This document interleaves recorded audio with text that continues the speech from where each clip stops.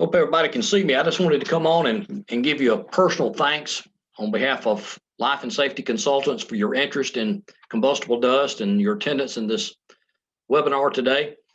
We'll be flying over the OSHA standards, the NFPA standards at about 30,000 feet. Hopefully you'll gain some knowledge that you didn't have prior to this webinar. Any questions that you have, please, as Nathan has indicated, put those into the chat window. And I promise there'll be plenty of time for questions, and I hope there'll be plenty of answers at the end of the presentation. So as we go forward, just remember this is a brief overview of a very complicated standard. And any questions or concerns that you have after the meeting, I'll be glad to fill those either by email, text, or you can give me a phone call. So let's get started.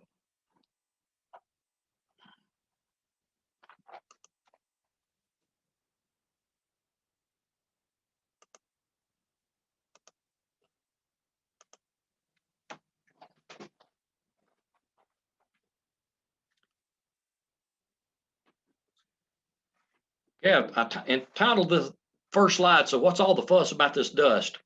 And combustible dust is a very misunderstood situation that occurs in most manufacturing facilities. It even occurs around our home. And with this being such a topic of much confusion, I wanted to go through, try to break it down into smaller, more manageable bites for you, so that either A, you can compare what we're doing today in the webinar against your site facility plans, or you can use this as kind of an audit checklist.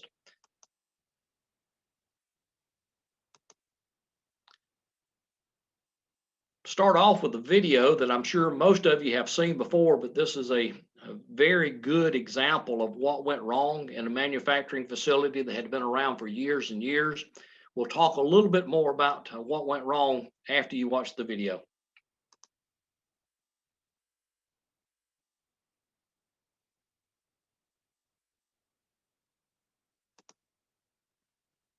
Imperial Sugar's sprawling Port Wentworth complex began operations in 1917 and grew to become... Hey, Jeff, we can hear it, but we can't see it.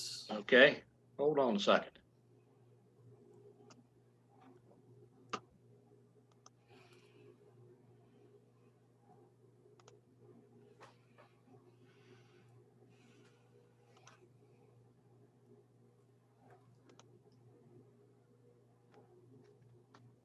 All right, there we go. Refining and packaging facilities in the U.S. Granulated sugar from the refinery was stored in 3 100-foot tall silos and then conveyed into packing buildings where it was packaged for distribution. Granulated sugar was also converted into specialty products such as brown sugar and powdered sugar. Sugar was transported by a complex system of bucket elevators, screw conveyors, and conveyor belts. During this process, sugar spilled onto floors throughout the work area. In places, the spilled sugar was many inches deep. This sugar also contained fine particles which became airborne. In addition, hammer mills were used to crush the granulated sugar into powdered sugar, creating even more dust. The machines were connected to a dust collection system, but it was undersized and in disrepair. And it was not connected to the bucket elevators and conveyors. Significant amounts of sugar dust escaped into the work areas.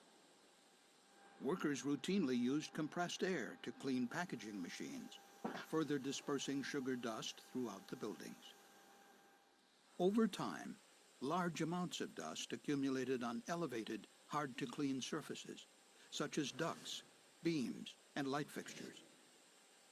These surfaces were not cleaned often enough to always keep the dust below hazardous levels.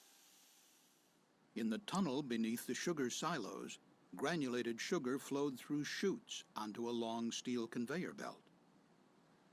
From time to time, clumps of sugar would become stuck in one of the chutes, blocking the flow of sugar on the belt, spilling sugar onto the floor and releasing dust into the tunnel.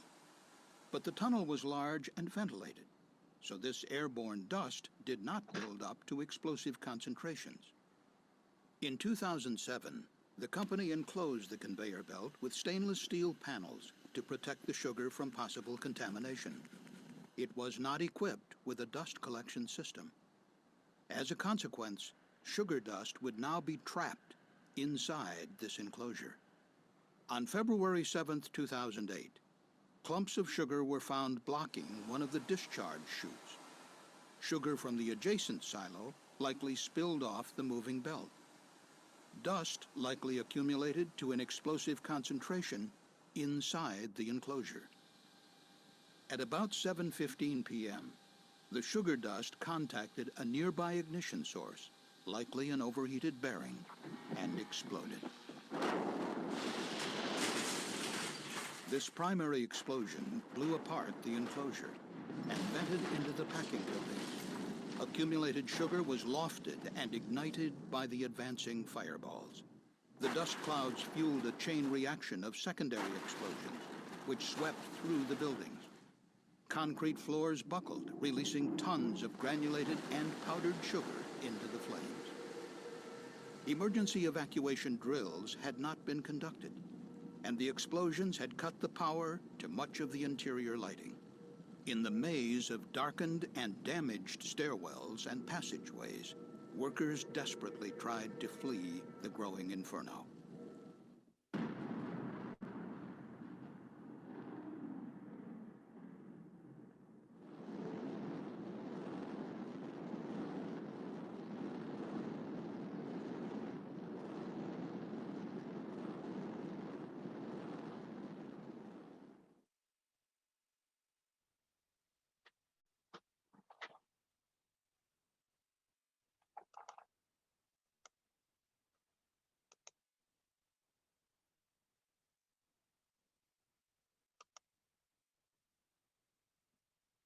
The Torrance Refinery is a 750-acre facility located just outside of Los Angeles, California. At the time of the explosion,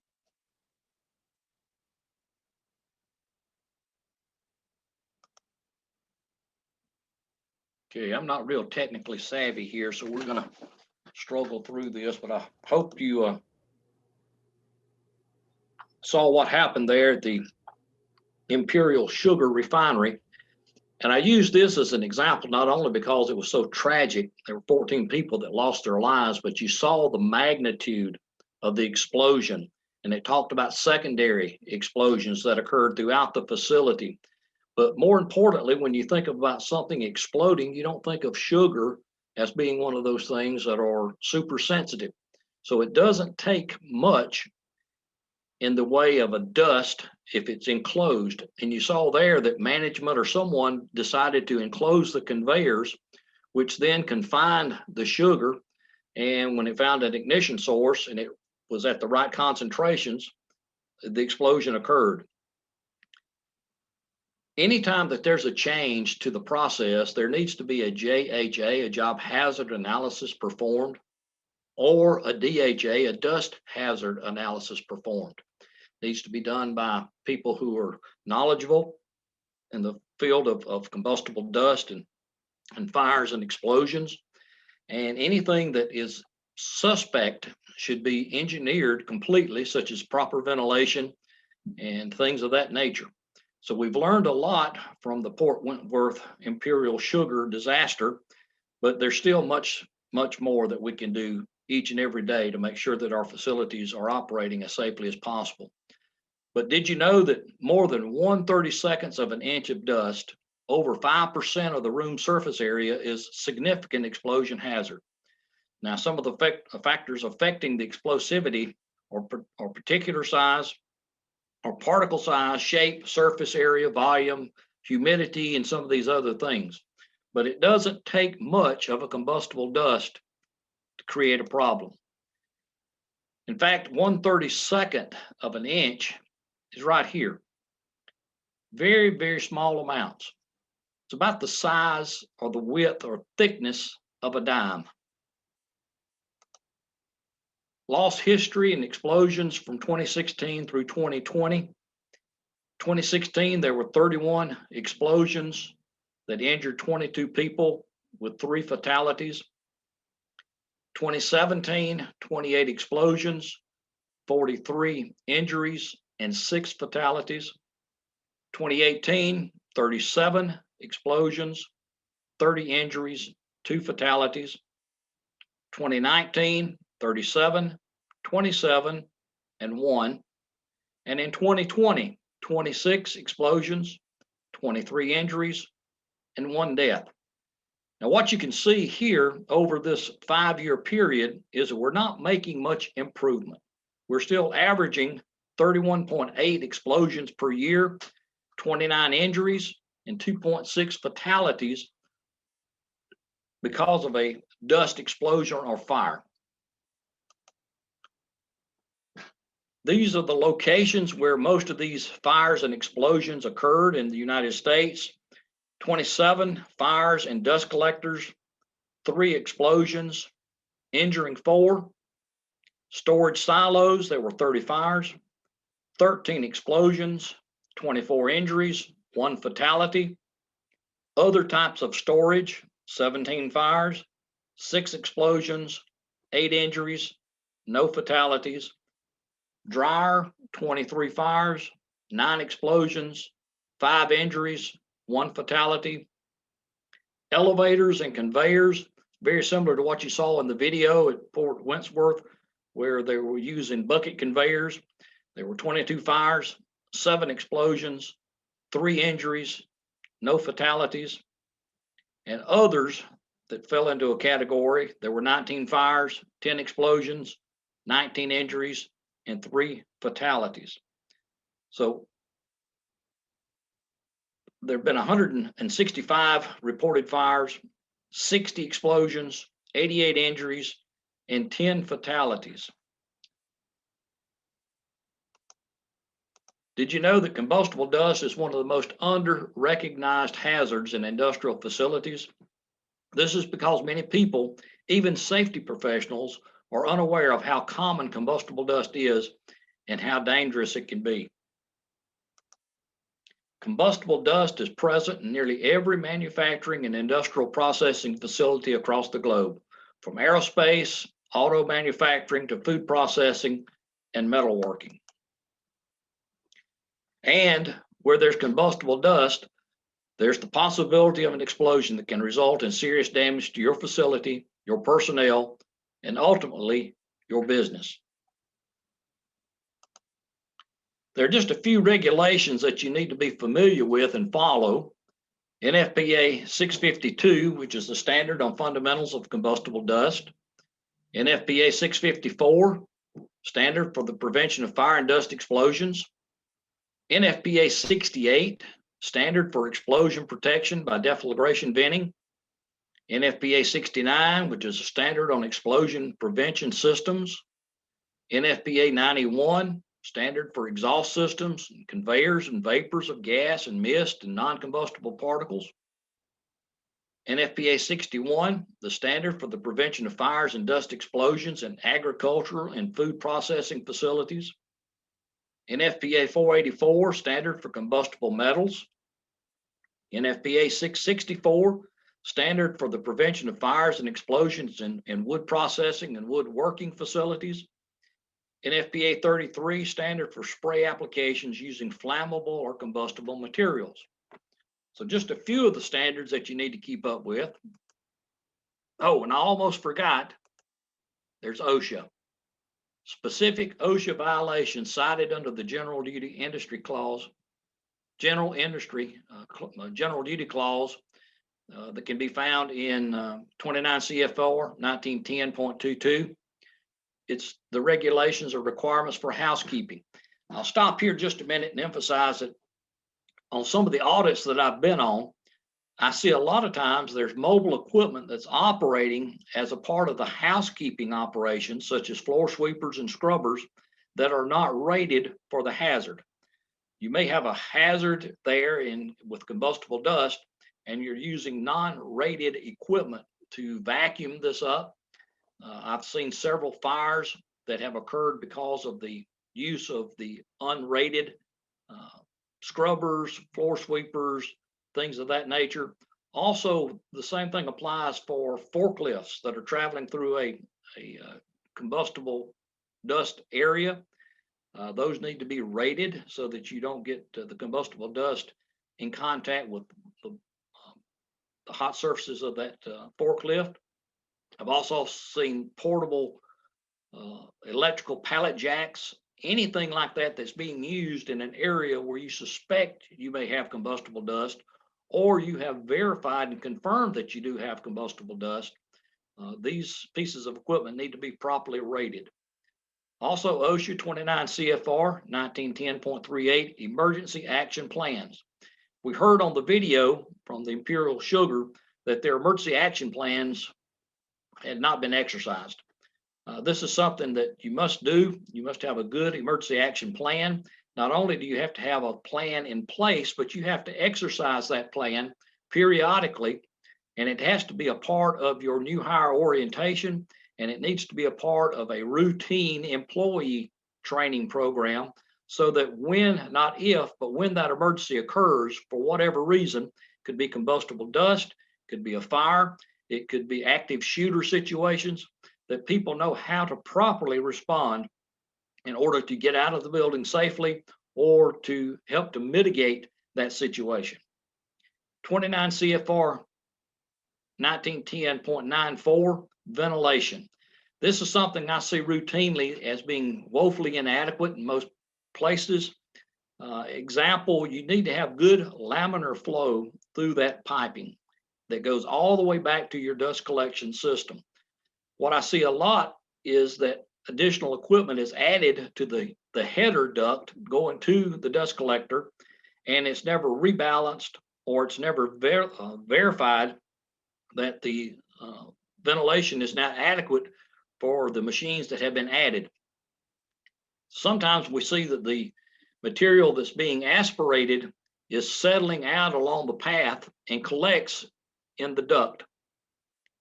So ventilation is very, very important. You need to have someone who can validate the flow in CFM.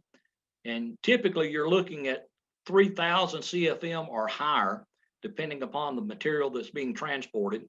That needs to be validated by your maintenance group, and it needs to be recorded, so that if you know you're supposed to have 3,500 CFM through this duct all the way to the dust collector, there needs to be periodic inspections and testing to validate that you still have the adequate 3,500 CFM.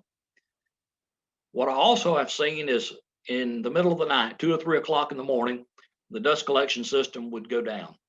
And typically it would take a 20 horsepower motor to operate the dust collector properly. But just so happens that the only thing that's available at 3 o'clock in the morning is a 10 horsepower. So sometimes the maintenance guys, not knowing the necessity of properly sizing that motor, may inadvertently put a motor on that's less adequate, and you're setting yourself up for a real problem. Okay, also under OSHA 29 CFR 1910.197, spray finishing using flammable and combustible materials. We see this very often where there's a spray operation that's taking place. It should be taking place inside a proper spray booth that has proper ventilation, that has proper fire protection. But sometimes this takes place outside of those areas, and this can be very dangerous and can also lead to a fire or explosion. OSHA will knock if you have a fatality. You must report any fatalities that you have in your facility within 8 hours. Any hospitalizations, that means the person was admitted to the hospital, must be reported to OSHA within 24 hours. An amputation within 24 hours, loss of an eye within 24 hours. OSHA is watching.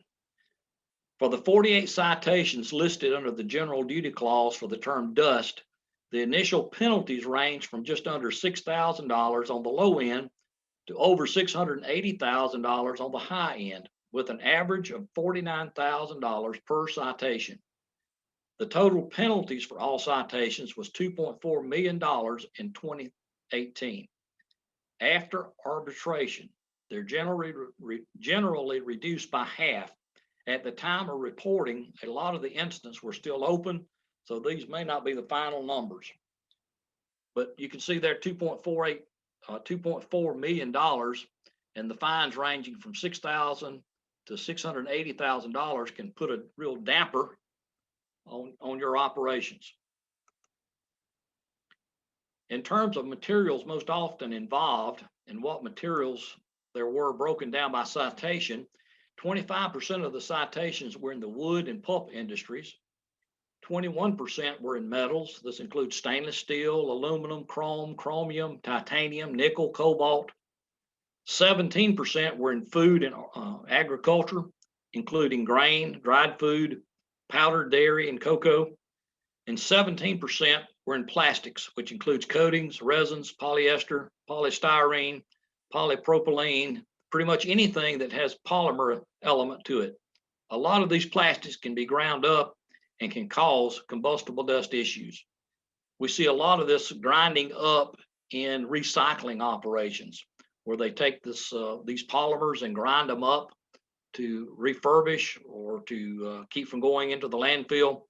And those operations can be very tricky and hard to manage without a proper program.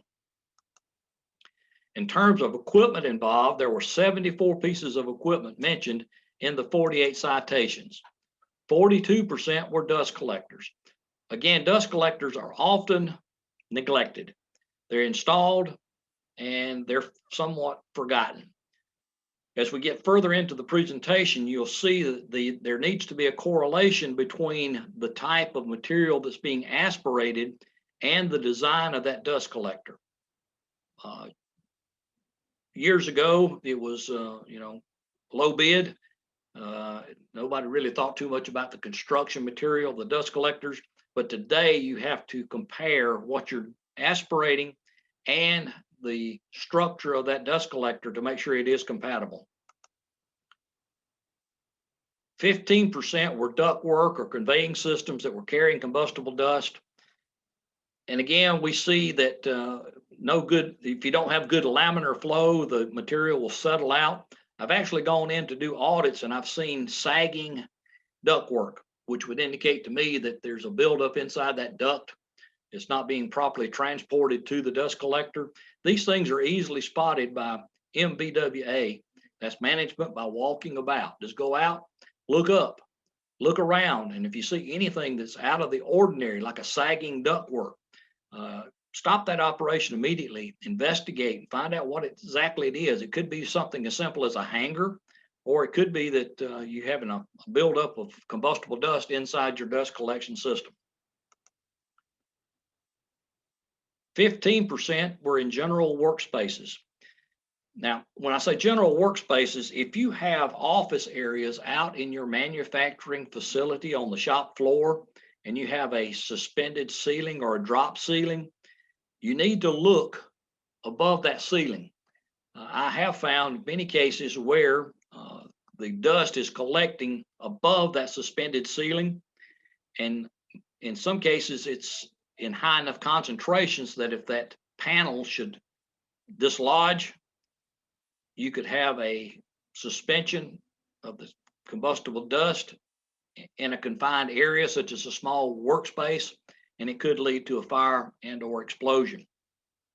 11% of the citations were in cyclones.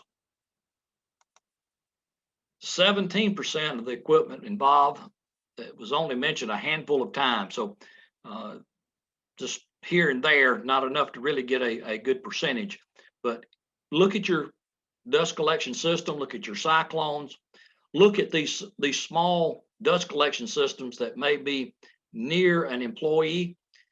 Dust collectors should be either particularly if they're transporting combustible dust, should be located on an exterior wall, or better yet, should be located exterior to the building. And we'll talk a little bit more about how to properly protect those in just a minute. 5 trends that OSHA has identified as improperly protected equipment. Trend number one was the range of improperly protected equipment. Again, dust collectors, cyclones, mills, hoppers, silos, sifters, and other equipment that had limited or no protection.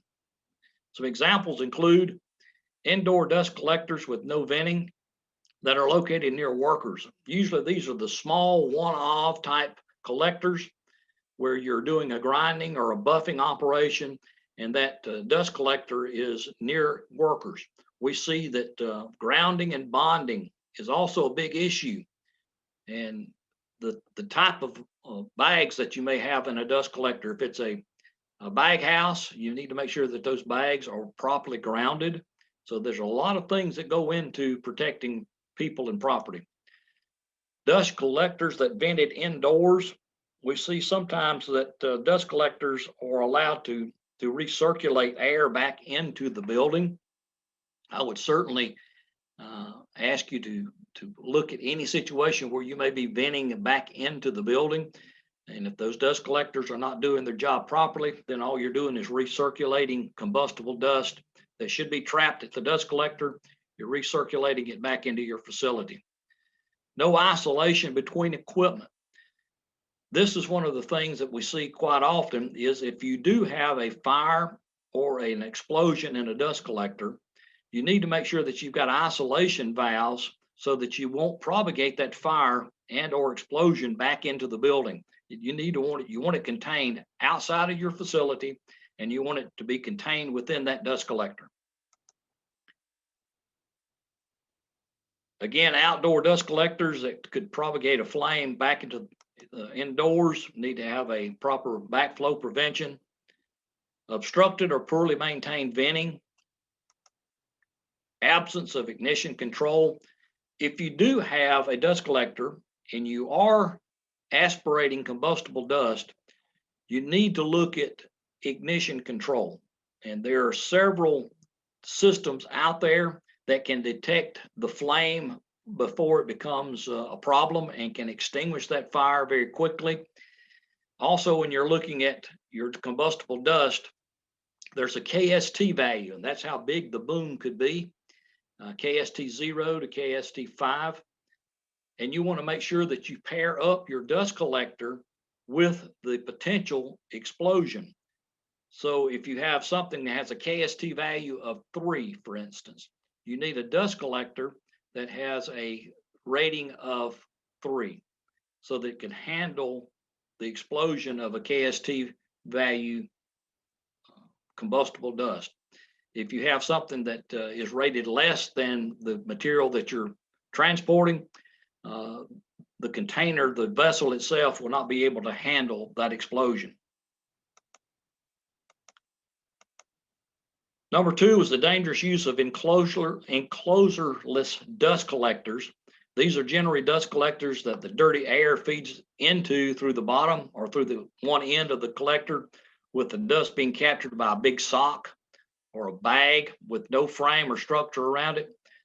These devices accounted for 7 of the 48 violations. And again, these socks need to be properly grounded. The real danger is that the enclosureless dust collectors are often sitting right beside workers located near an ignition source or potentially capable of sucking in ignition sources. A flash fire could cause severe and even life-threatening injuries.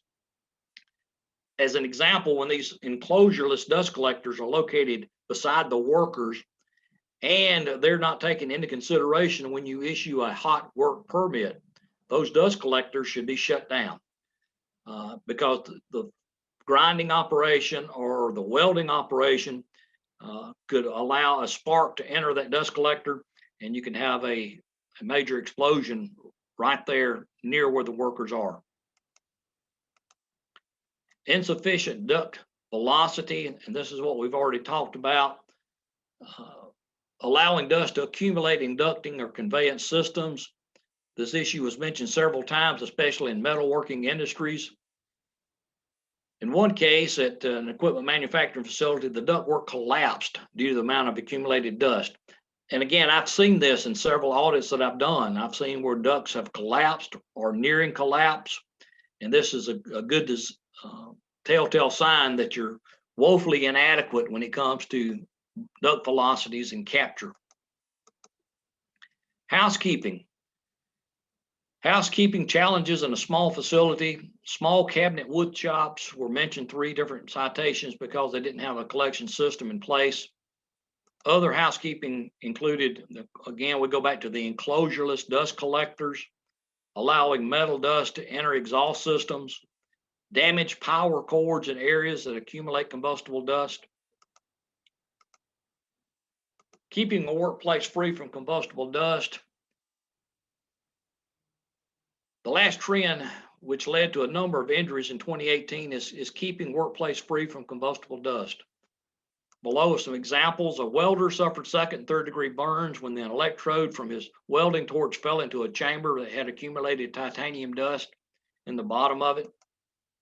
Skid steers and excavators, neither of which was rated for the use in the hazardous area, were used in the vicinity of airborne wood dust. We talked about that earlier. When you have a rated hazard area, make sure that the mobile equipment is rated for that hazard. An employee was injured when combustible dust ignited in a flocking room where machines that apply flocking to cloth. Did you know that combustible dust fires and explosions are 100% preventable through proper controls and housekeeping? No question about that. You can be 100% safe when it comes to dust fires and explosions. The National Electrical Code, this is something we have to take into consideration. When we talk about Class 1, Div 1 and Div 2, it's flammable gases, vapors, or liquids. Class 2, Div 1 and Div 2, combustible dust. Class 3, Div 1 and 2, ignitable fibers. And we look at the zone 0, 1, and 2, and zone 20, 21, and 22. These are what we call ATEX ratings. ATEX is a European standard that we have applied even here in the US, where the zones correspond to the classifications of flammable gases, vapors, and liquids, or combustible dust and ignitable fibers. Talk a little bit more about the ATEX in just a moment, but it's a more comprehensive audit, and it will allow you to zone your operations so that you don't have to protect the entire operation, just certain aspects of that operation. Therefore, the zoning of 0, 1, 2, or 20, 21, and 22. And be glad to explain that to you offline. It's pretty complicated, but it is a very, very good system. Insistence on maintaining the status quo. And we hear this over and over, and I'm sure you do too. I've worked here for 30 years. We've never had a problem, is a frequently heard response. The mindset stems in part from a common misconception that the dust is not explosive because the facility has not had an event, when in fact the opposite may be true. In some cases, it may take many years for the dust to accumulate to explosive levels. I go back to Imperial Sugar. Been there for years and years and years, no problem. There was what appeared to be a subtle change in the operation, which led to the complete destruction of that facility. So again, anytime something is changed, go through the proper steps of a JHA or a DHA to make sure that you haven't missed anything. Remember, the longer it has been without an incident, the closer you are to having one. We use this saying a lot in the fire service. The longer it's been without a fire, the closer we are to having one. Same thing with your industry. The longer it's been without a fire or a major medical or a dust or an explosion, the closer you are to having one if you don't have the proper procedures in place and you maintain those procedures. What is a dust explosion? Simply put, a dust explosion is the explosion from a high concentration of fine combustible particles in the air, ignited inside an enclosed space. In other words, factors such as proper concentration level of combustible dust, oxygen, confined space, and an ignition source must be present for a dust explosion to happen. The main thing here is confinement. Imperial Sugar was able to go for years and years and years without an explosion because they had not confined those sugar granulars. They were in a bigger space, so it never reached an explosible concentration. But as soon as they made a change, subtle as it may be, then all bets were off. Now they had it confined, found an ignition source such as the hot bearing, and they had a tremendous explosion.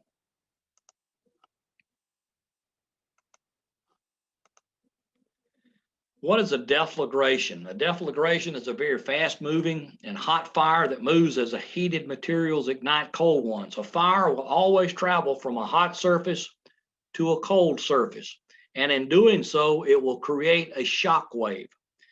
The shock wave then can dislodge dust that has accumulated on your superstructures, inside these office areas out on the shop floor where you have combustible dust that has accumulated above the drop ceiling. And then you can have secondary explosions or propagation of this fire throughout your facility. What is the difference? Very simply, a dust explosion will destroy your business quickly, while a deflagration will destroy your business slowly. Either way, you lose. Ways to protect your dust collector. One you see here on the upper left, explosion venting. This is a very good way to do it. As long as that dust collector is exterior to your building, you wouldn't want this thing to vent inside the building, so it must be exterior to the building. If there is an explosion that occurs, it will vent that explosion outward. Flameless venting. This is very popular, particularly if you've got a dust collection system that just can't be moved to an exterior wall or outside. Flameless venting. This will capture that flame, will not allow it to propagate into the shop area, and it's a very effective way to minimize, reduce the potential for secondary explosions. Backflow prevention, you see here on this ductwork that if there is a fire or an explosion inside this duct or this dust collector, you don't want that flame to propagate back into the plant. You have a backflow prevention so that that fire stops at that point. Usually it's just a gravity gate, nothing very sophisticated, just something that will stop the flow of those gases and vapors from getting back into the shop. Lastly is chemical suppression. You can put this on your equipment. It can detect a flame long before it reaches the point of causing a problem. It will introduce the chemical suppression into the ductwork and into the dust collector and suppress that fire and explosion before it can occur. Now we're going to understand some terms, and I talked about KST values just a little bit ago. The KST is the deflagration index of a dust, is generalized number used to estimate the anticipated behavior of dust deflagration or explosion. It indicates a dust approximate explosive power compared to other dust. Just remember this: 0, no explosion; KST 3, very strong explosion. ST ratings of your dust collectors. If you have a KST value of 1, a material that you're transporting to a dust collector, the dust collector must be rated for that KST value of 1. In other words, you can't be transporting a KS2 value combustible dust into a dust collector that's rated as a 0 or no explosion potential.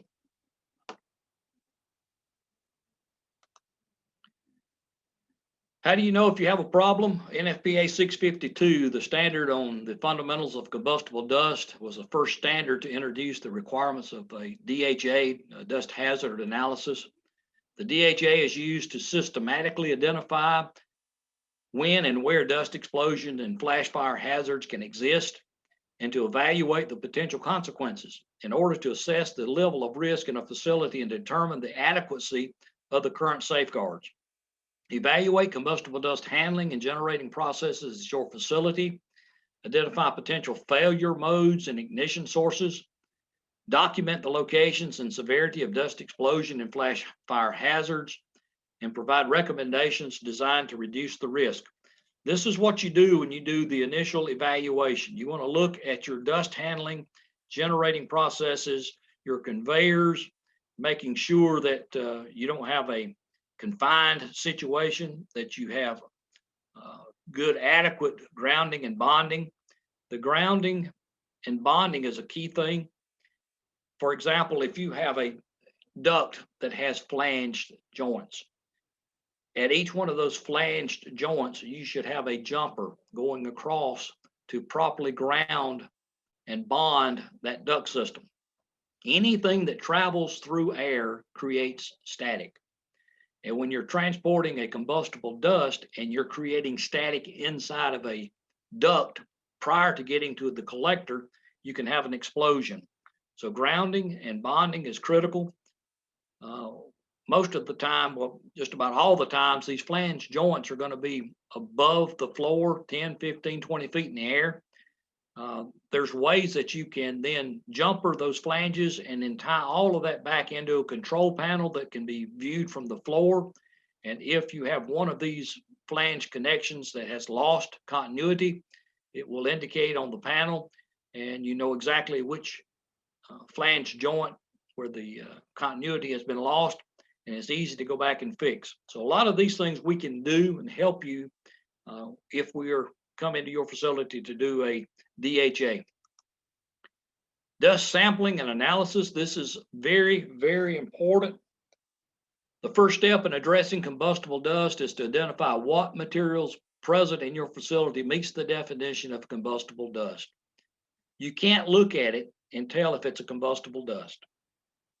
You can't look at a ductwork, or you can't look at a piece of equipment and say if it's properly grounded until you put a meter on it and you verify that it is going to earth ground and it meets those criteria for proper grounding.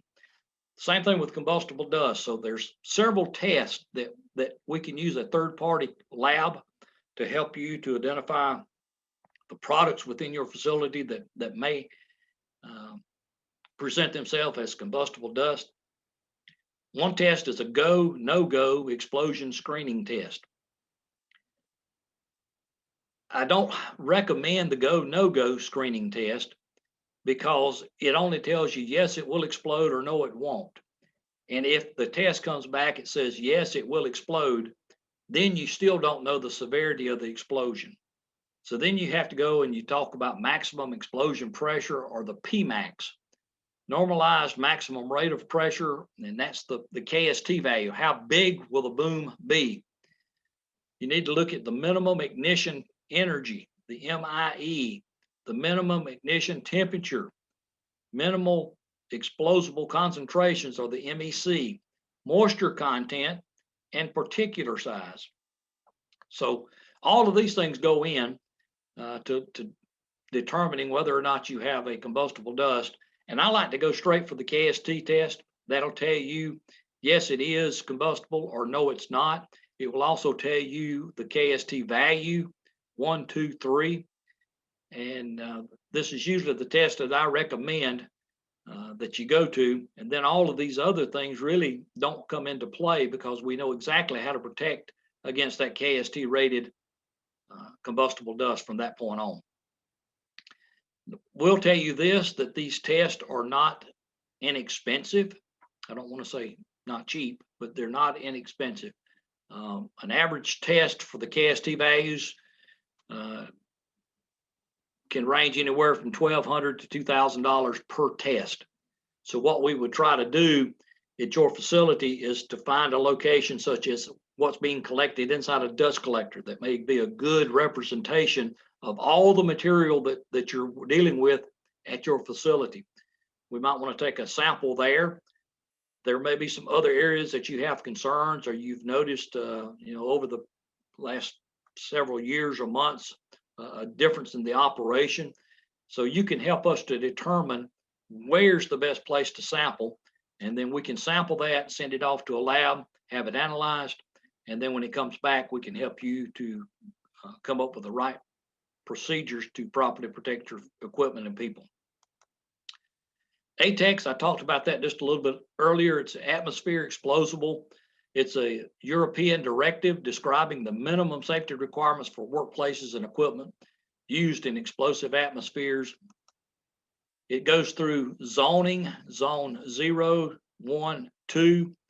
0 is a place in which an explosive atmosphere consisting of a mixture with air or dangerous substance in the form of gas, vapors, or mist is present continuously or for long periods or frequent.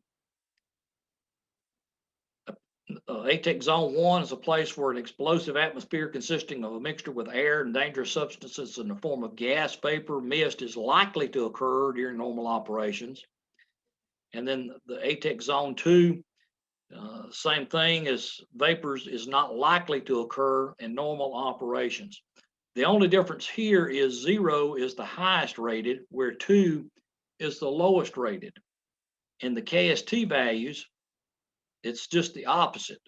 KST 0, 1, 2, 3 goes up in severity. So it's a little tricky, but also you can look at your equipment, and instead of having to rate everything as a zone 0, some parts of it may be zone 0. You come out 10 or 15 feet from it, and it might be a zone 2. So it helps when it comes down to minimizing the amount of work required to put the safeguards in place. Now we get into zone 20, 21, and 22. This is what we talk about combustible dust. And again, it's 0 or the zone 20 is the most likely area. And a zone 22 is the least likely area where you might have combustible dust issues that could lead to an explosion. Kind of look at the comparison between the UL classes and divisions with ATEX. Class 1, Div 1 is the same as Zone 0 or Zone 1. Class 1, Div 2, Zone 2. So it has a comparison between the UL listings and the classifications. And this is where you have to have a double E or a good electrical guy, technical guy that can go out, and once you have identified it as a Zone 0 or Zone 1, to validate that you do have Class 1 Div 1 equipment that is properly sealed, is maintained properly. So it's a good bit of work to do if you find out that things are not as you thought they should be or as they were at one time.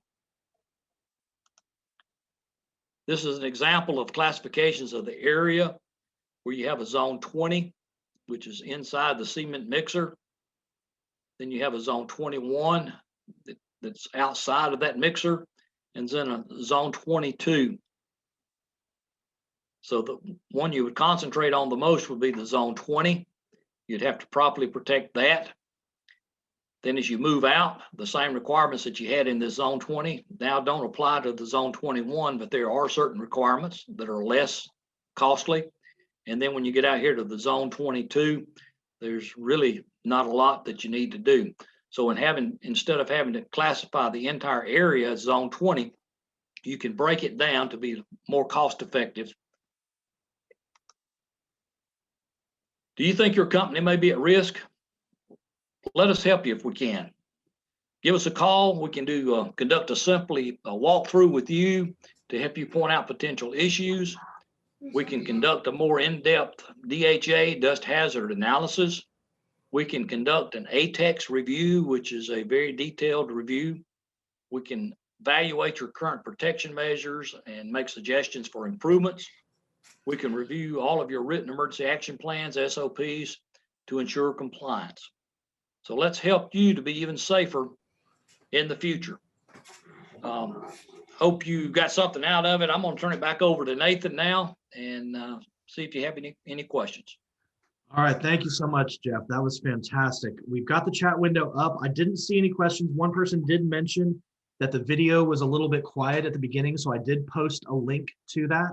So anyone who does want to rewatch that Imperial Sugar information about the explosion and what led up to it, there is a link in the chat window for that.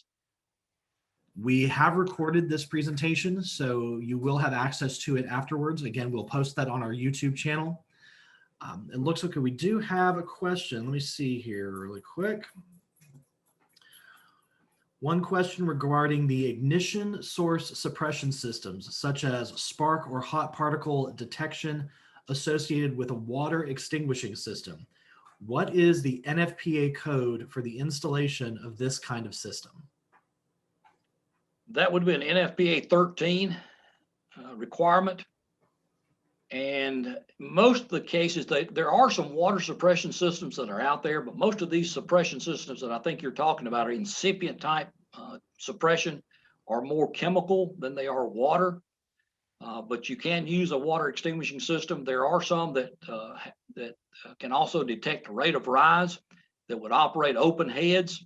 And as soon as that fire is cooled down below a set point, that would automatically shut off and could reopen if the fire rekindled.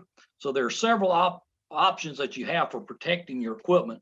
And the best thing to do is to come out and see what your equipment is, where it's located, and then a better idea of what would be the best way to protect it.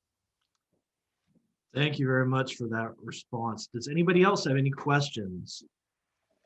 While you all are thinking about that, I hope everyone is aware we do have an upcoming webinar in January on electrical safety, the qualified electrical worker, very similar to today. It'll be from 11:30 to 12:30. On January 19th, we'll have emails going out about that. It'll be posted on our LinkedIn, on our website, so you'll be able to register for that next course. It doesn't look like we have any other questions coming in through the chat, so I'm going to go ahead and call this meeting.